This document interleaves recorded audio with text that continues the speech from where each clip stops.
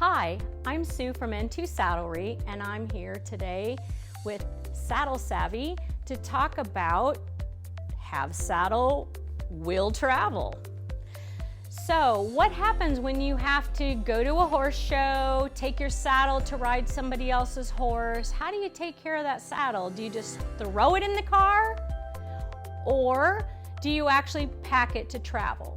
Well, one of the things that I find, let's talk about the horse trailer first. Most horse trailers have those wide racks, and they usually have a wire here because they're made for Western saddles.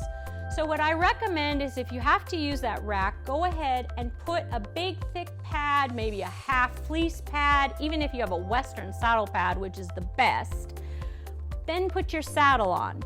Then the next thing that you're gonna do is, especially if you have patent leather on the back of your saddle, use a cantle cover. That will protect it.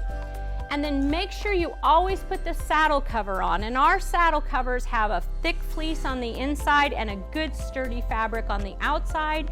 Go ahead and cover that saddle up good. Make sure that the front here is covered really, really well, like that, so that if it's against the trailer and it's rubbing and shifting, or if something lays on the saddle, it'll be okay.